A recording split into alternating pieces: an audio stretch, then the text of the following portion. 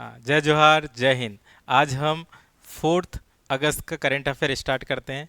और सबसे इम्पोर्टेंट जो न्यूज़ है आज वो है प्रधानमंत्री मोदी जी ने जो प्रधानमंत्री किसान संपदा योजना के लिए राशि आवंटित किया है। तो हमको पता रहना चाहिए कि जो ये योजना है वो किस सेक्टर के लिए है। तो प्रधानमंत्री जो किसान संपदा योजना है वो कौन से सेक्टर के लिए है? कृषि के लिए है। और दूसरा दूसरा कृषि के लिए एड ऑन वैल्यू जहाँ पे करते हैं, तो हम लोग कृषि में क्या है कि किसानों का आय को दुगना करना है, इनकम बढ़ाना है। तो उसके लिए जो सबसे इम्पोर्टेंट चीज़ होता है, खेती में जो किए, जो उगाए, उसको बेचने के लिए जाने से पहले हम अगर उसमें फूड पार्क बना देंगे तो फूड प्रोसेसिंग कर सकते हैं। तो फूड प्रोसेसिंग करने के लिए ही ये योजना है, प्रधानमंत्री किसान संपदा योजना। अगर क्वेश्चन आता है तो किस लिए, और इसका जो उद्देश्य है फूड प्रोसेसिंग के जो इंफ्रास्ट्रक्चर है उसको, ढांचे को विकास करना, और जो खाद्य है, खाद्य में जो कमी आ रही है, जो फूड सिक्योरिटी को सही करना, साथ ही साथ क्या है किसानों की आय को दुगनी करना, वृद्धि करना। अगला जो इम्पोर्टेंट न्यूज़ है वो कहाँ से है? बिहार से है।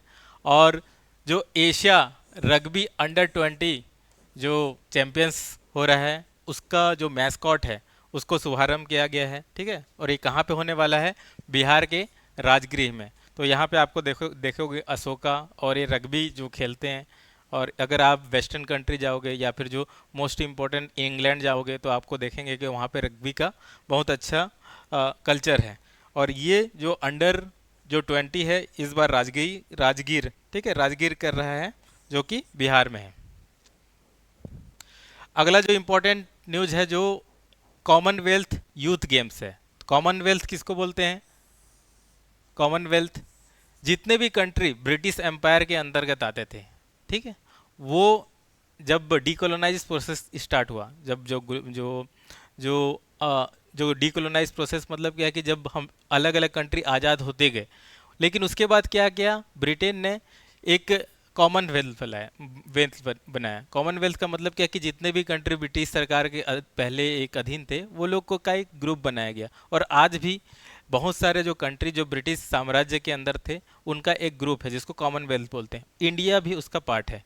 तो वो जो कॉमनवेल्थ है उसका जो यूथ गेम होगा 2027 में जो होने वाला है, वो कहाँ पे होगा?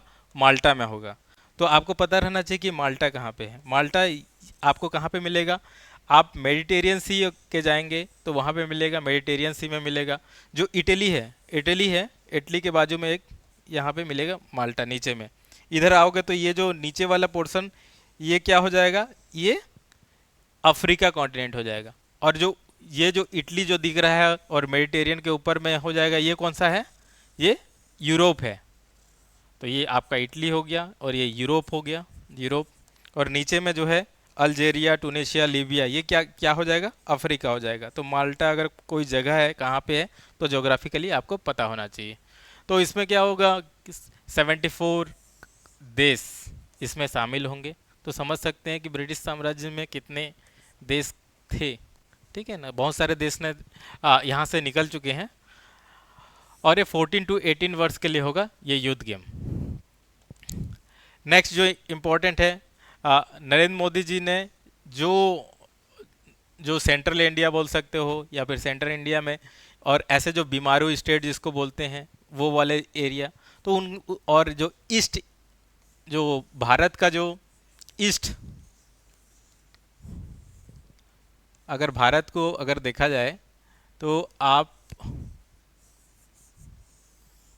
डेवलपमेंट के हिसाब से अगर हम लोग देखते हैं तो जनरली क्या होता है, जो तट है, समुद्र के तट है, वो वाले बहुत ज़्यादा क्या है? डेवलप्ड है।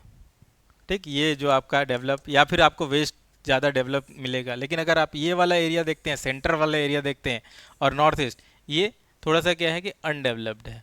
और इसका जो कारण है क्या है कि जो हम लोग का जो वैल्यू एडिशन होता है, किसके थ्रू होता है? पोर्ट के थ्रू होता है, जो हम लोग जो बेचते हैं बाहर।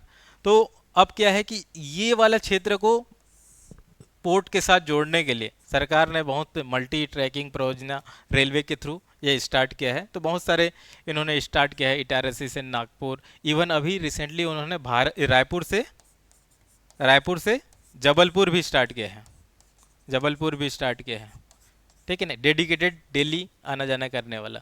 तो क्या है कि जो भारत सरकार है, जो रेलवे कनेक्टिविटी जहाँ जहाँ पे होता है वहाँ पर डेवलपमेंट अच्छा होता है, तो और ये कनेक्टिविटी करने की कोशिश कर रहे हैं, जिसके थ्रू क्या है कि यहाँ जितने भी प्रोडक्ट हैं हम लोग बाहर भेज सकते हैं। लोकल फॉर वोकल, और लोकल को ग्लोबल बनाओ, तो जितने भी प्रोडक्ट हैं हम इससे बाहर भेज सकते हैं। अगला जो है 71st नेशनल फिल्म अवार्ड, ठीक है ना, ये इंपॉर्टेंट हो जाता है। फिल्म अवार्ड में बहुत सारे अवार्ड हैं, लेकिन अपन को कोई लेना देना नहीं रहना चाहिए। अपन को किसको लेना देना रहना चाहिए? जो सरकार से एसोसिएटेड है, ठीक। 71st जो नेशनल फिल्म अवार्ड जिसको बोलते हैं, वो फिल्म अवार्ड जो भारत सरकार इसमें इम्पोर्टेंट भूमिका निभाता है। तो इसमें जो बेस्ट फिल्म का अवार्ड किसको मिला गया? सैम बहादुर, देखे होंगे, सैम मानिकसॉ, ठीक है ना, जो मार्शल है, उनका इम्पोर्टेंट भूमिका था जब 1971, आप देख लो, या फिर तो उसमें सबसे इम्पोर्टेंट भूमिका निभाई थी, ठीक है ना। उनका एक कहना बहुत ज़्यादा, मतलब वो कहते थे कि अगर टाइम पे चीज़ों को ना करेंगे तो टाइम जो है आपका कॉस्ट बढ़ते जाता है। बहुत बढ़िया थे उनका जो लीडरशिप का स्पीच देखा जाए, और उनका जो जो बोलते थे गोरखा के लिए उनका एक कोट है कि अगर कोई नहीं डरता तो या तो फिर वो गोरखा होगा या फिर भगवान होगा वाला, ठीक है। तो सैम मानिक साहब के ऊपर ये मूवी बना था, जिसमें विक्की कौशल ने इम्पोर्टेंट भूमिका निभाया था। बेस्ट डायरेक्शन के लिए केरला स्टोरी, ठीक, केरला स्टोरी को दिया गया है। उसके बाद बेस्ट डॉक्यूमेंट्री मूवी के लिए गुड, वल्चर एंड ह्यूमन को दिया गया है। उसके बाद बेस्ट एडिटिंग के लिए जो मलयालम मूवी है पोकक कलम, ठीक, इसको मिला गया है। उसके बाद बेस्ट शॉर्ट फिल्म के लिए सिद्ध द स्कैवेंजर, उसको मिला हुआ है। बेस्ट स्क्रीन प्ले के लिए तेलुगु का मूवी बॉबी को मिला है। तमिल का मूवी पार्किंग को मिला गया है। और सिर्फ एक बदना काफ़ी है, ठीक है ना, हिंदी के लिए मिला है। उसी टाइप का चिल्ड्रंस के जो मूवी के लिए नाल 2 को मिला है, जो कि मराठी में है। और बेस्ट प्रोडक्शन डिजाइन के लिए मिला है मलयालम की movie everyone is a hero, ठीक। तो इस तरह से यहाँ पे डाइवर्सिटी दिख रहा है, तो क्वेश्चन भी डाइवर्सिटी वाली आती है, ठीक। और ये हमारे लिए बहुत इंपॉर्टेंट हो जाता है 71st नेशनल फिल्म अवार्ड। अगला जो इम्पोर्टेंट है, जो इसरो है, ठीक है, ISRO Indian Space Research Organisation के जो वैज्ञानिक है राजन, ठीक है, वो क्या है कि विक्रम साराभाई अंतरिक्ष केंद्र के निर्देशक बन गए हैं। तो ये आपको पता रहना चाहिए। इसरो के चेयरमैन बहुत ज़्यादा इंपॉर्टेंट हो जाता है हमारे एग्जाम में, क्योंकि इसरो ही एक ऐसा इंस्टीट्यूशन है जो वर्ल्ड क्लास प्रोडक्ट बना रहे हैं, प्लस हम लोग कम्पीट भी कर रहे हैं, ठीक है। अगला जो इम्पोर्टेंट है ये है खालिद जामिल। ये क्यों न्यूज़ में थे? क्योंकि इनको फुटबॉल का कोच बनाया गया है, ठीक। तो भारतीय जो फुटबॉल है उसके नए कोच कौन है? खालिद जामिल। अगला इम्पोर्टेंट न्यूज़ है आंध्र प्रदेश। आंध्र प्रदेश के जो विशाखापट्टनम है उसमें गूगल एशिया का सबसे बड़ा डाटा सेंटर बनाने का घोषणा किया है। तो अभी डाटा सेंटर एआई इतना ज़्यादा न्यूज़ में है कि अभी सेकंड कंपनी बन गया है, एनवीडिया के बाद माइक्रोसॉफ्ट सेकंड कंपनी बन गया है, $4 ट्रिलियन, ठीक है। और सबसे खतरनाक बात, इतना हो जाने के बाद भी ये कंपनी लोन ले रहे हैं एआई में खर्चा करने के लिए, ठीक। तो एआई में जो निवेश करने के लिए ऋण ले रहे हैं, मतलब तो इस लेवल का लोग इसके ऊपर पावर है, मतलब एआई का पावर है। तो इस तरीके से हम लोग ने कंप्लीट किया। और आपके मेंस के अंडरस्टैंडिंग के लिए एक क्वेश्चन, भारत में खेल संस्कृति के विकास में क्या प्रमुख चुनौतियां हैं? तो आपको बताना है कि what are the major challenge क्या है?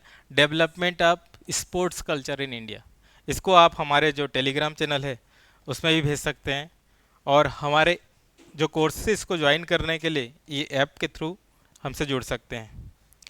साथ ही साथ हमारा जो एक न्यू चैलेंज है 100 डेज मेंस चैलेंज प्रोग्राम है, इससे भी आप जुड़ सकते हैं। इसमें क्या है कि आपको जो 26 नवंबर मेंस प्री का नोटिफिकेशन आए, उससे पहले कोई भी विद्यार्थी या फिर एस्पिरेंट ये चाहते हैं कि वो अपना जो मेंस है, मेंस का एक बार प्रैक्टिस कर लें, तो आप हमसे जुड़ सकते हैं इस प्रोग्राम के थ्रू, जो कि 100 डेज और 15 वीक में कम्प्लीटली जितने भी सब्जेक्ट है उसको हम लोग कंप्लीट करेंगे। तो आज के लिए थैंक यू, जय हिंद।